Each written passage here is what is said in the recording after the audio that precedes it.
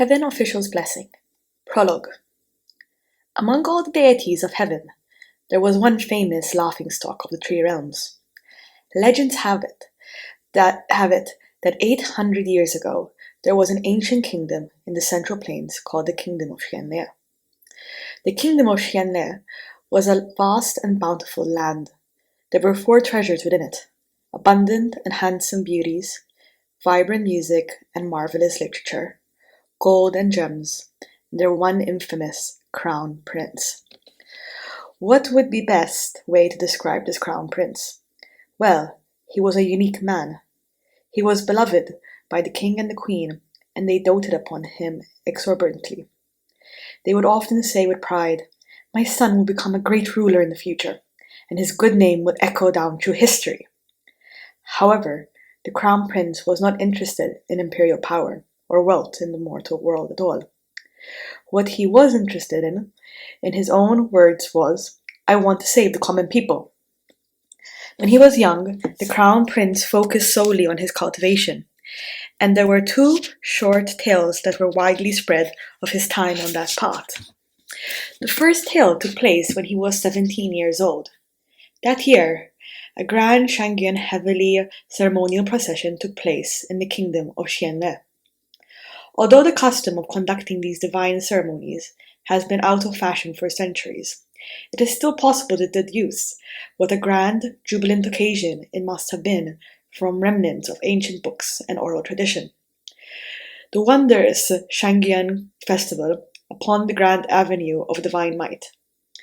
Seas of people gathered on either side of the grand street, with royals and nobles talking and laughing in merriment atop the high platforms. The glorious royal warriors, bedecked in armor upon the paths, while maidens danced elegantly, their fair hands scattering flowers. And who could say whether the flowers or the maidens were more beautiful? From within the golden carriage came marvelous music that drifted across the entire imperial city. And at the rear of the procession was a grand stage pulled by 16 white horses in golden bridles. Upon this towering grand stage stood the God-pleasing warrior, the focus of everyone's attention. At the heavenly ceremonial procession, the God-pleasing warrior wore a golden mask. Dressed in glamorous attire and with a sacred sword in hand, he played the role of the subduer of evil, number 1 martial god for the past 1,000 years, the heavenly emperor Junwu. It was the greatest of honors to be chosen for the role of God-pleasing warrior, which was why the selection criteria were exceedingly strict. Thus, the one chosen that year was that crown prince. People across the kingdom believed that he would give the most thrilling performance as the God-pleasing warrior. However, an accident happened that day. During the 3rd tour of the procession, it passed by a city wall that was hundreds of meters tall. At the time, the martial god upon the grand stage was just about to strike the demon down. It was the climax of the performance, with people on both sides of the street at the height of excitement. The top of the city was swarmed with crowds clamoring to watch the show, pushing and shoving each other to get the best view. At that moment, a small child fell from the edge of the wall. The screams of the crowd reached to the heavens. Just when everyone thought this child would stain the grand avenue of divine might with blood, the crown prince looked up, leapt into flight, and caught the boy. The people only saw a glimpse of a white silhouette that flew like a soaring bird before the crown prince landed with that small child in his hands. The golden mask fell, revealing the young, handsome face behind it. In the next second, cheers erupted. The people were thrilled and joyous, but the state preceptors of the royal cultivation hall were troubled. They had never imagined such a huge mishap with a care. This was ominous luck, the gravest of misfortunes. Every trip the grand stage made around the imperial capital symbolized 1 year of peace and harmony within the kingdom. Now that it was cut short, did that not mean the invitation of disaster? The state preceptors were so distraught they were losing hair as fast as the rain fell. After much contemplation, they called the crown prince over to speak to him. In the softest manner possibly, they requested, Your Highness, might you be willing to face the wall in reflection for a month? It does not really need to be a month, as long as the intention is there. The Crown Prince smiled. No. This was what he said. There is nothing wrong with saving people. Why would the heavens condemn me for doing the right thing? But what if the heavens do condemn you? Then it is the heavens who are wrong. Why would I apologize to those who are wrong? The state preceptors could not argue. This crown prince was such a person. He had never encountered anything he could not do, nor had he ever met anyone who did not love him. He was the justice of the mortal realm, the center of the world. Although the state preceptors were frustrated, what the heck do you know? It was not their place to say much, and they did not dare say more on the subject either.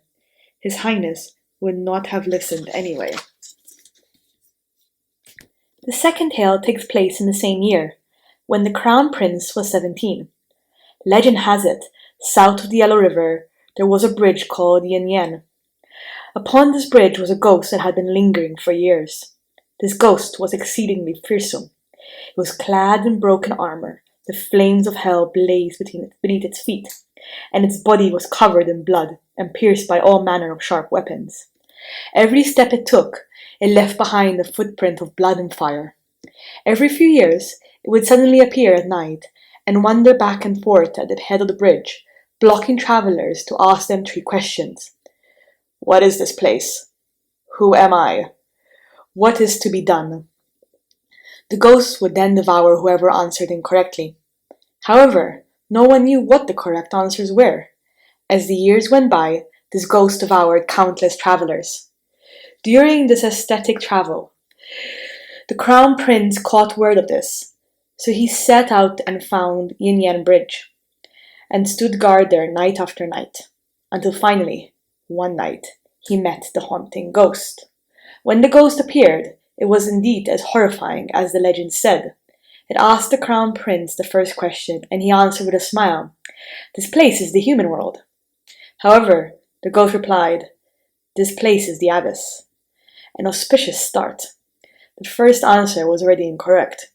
Well, all 3 answers are going to be wrong anyway, the Crown Prince thought, so why should I wait till you're done? And so he pulled out his weapon and lunged. The fight was complete chaos. The Crown Prince was skilled in martial arts, but the ghost was terrifying and dauntless. Men and ghosts fought so hard that the sun and moon began to topple. In the end, the ghost was finally defeated. After the ghost vanished, the Crown Prince glanced at a flowering tree at the head of the bridge. As he did so, a cultivator passed by and happened to see him sprinkle a handful of dirt to consecrate the grave and send the ghost off. What is this? He asked, and thus the Crown Prince replied with his now famous line, Body in the abyss, heart in paradise. When the cultivator heard this, he gave a light smile.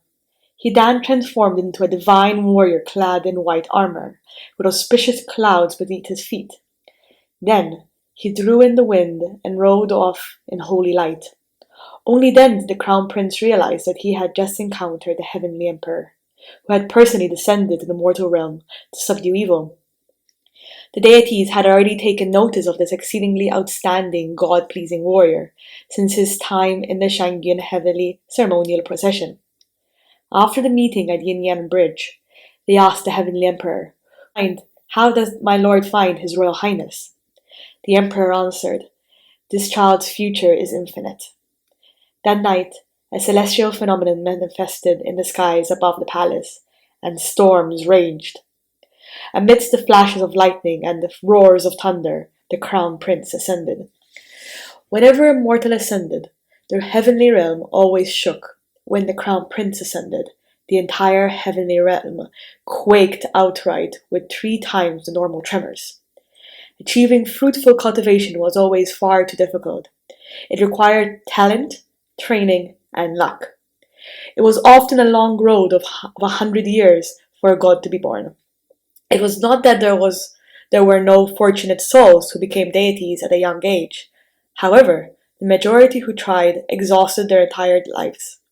Trained for 100 years, and still had no heavenly tribulations dawn upon them. Even if they did come to face a heavenly tribulation, should they fail the trial, they would die, or be ruined, if they managed to survive. Those who made the attempt were as numerous as the sands of the Ganges, but most were simply ignorant mortals who would spend their entire lives as nothing more than ordinary, never finding their own paths.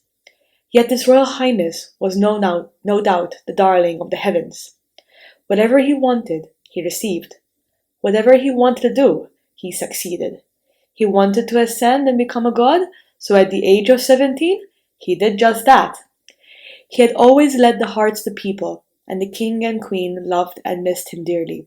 So to honor their son, the king ordered great temples and shrines to be built across the land, and for statues of the crown prince to be erected and worshipped by all. The more believers that were amassed, the more temples were constructed. That meant the crown prince's life would be more prolonged, and his spiritual powers would grow more powerful. Thus, in a few short years, the Shenya palace of the crown prince became incomparably glorious, and for a time, its prosperity and splendor reached its peak, until 3 years later, when Xianle fell into chaos. The cause of the chaos was tyranny, with rebels rising in revolt. However, while the flames of war were set ablaze all over the mortal realm, the deities of the heavenly realm could not easily intervene. Their concerns were ghosts, monsters, and demons that encroached on the borders, and whatever fell outside of those parameters had to be left to its own devices. Think about it.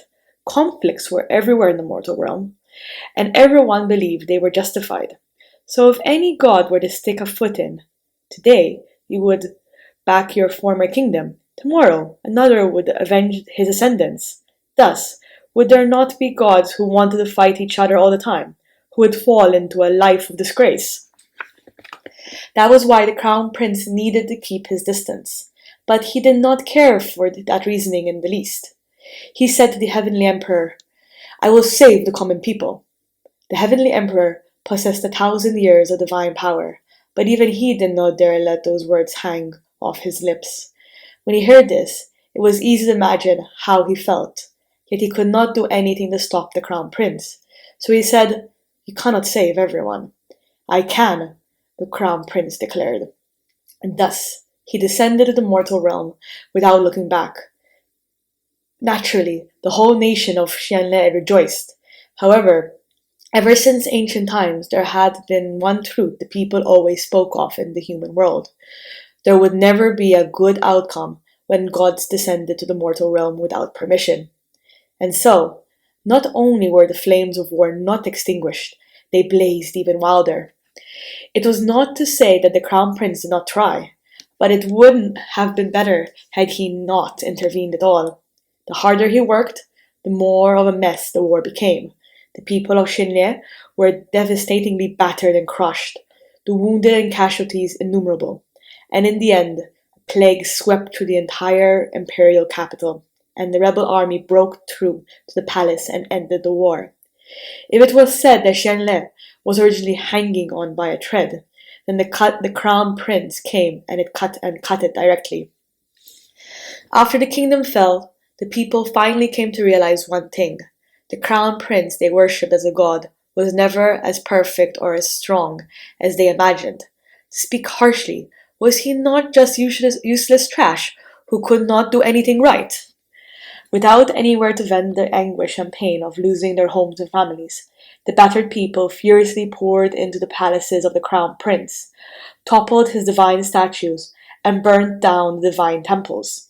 8,000 temples burned for 7 days and 7 nights, burned until there was nothing left.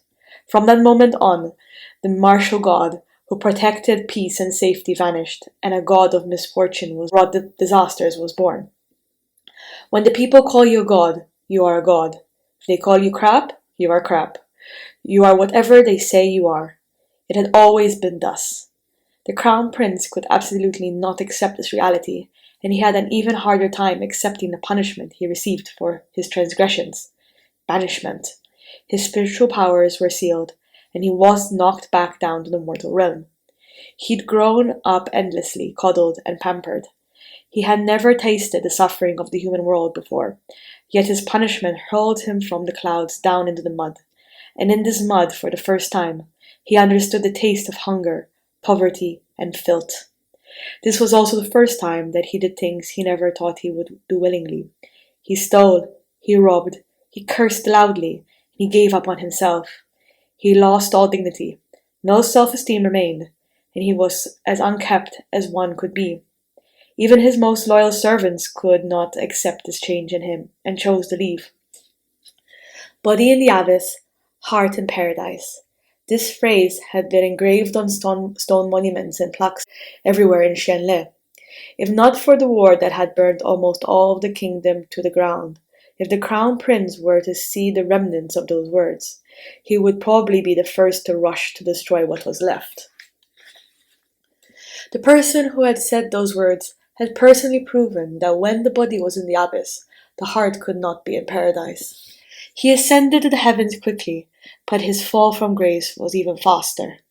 That awe-inspiring impression at the grand avenue of divine might, the evil he met at the Yin Bridge, it all seemed as if it were only yesterday, and the heavenly realm merely sighed for a while before letting go of what was past, until one day, many years later, a huge rumble thundered from the sky. His Royal Highness ascended for a second time. Throughout history, heavenly officials who were banished either never regained their glory or fell into the ghost realm. It was rare to turn over a new leaf after banishment. This second ascension was truly grand and spectacular.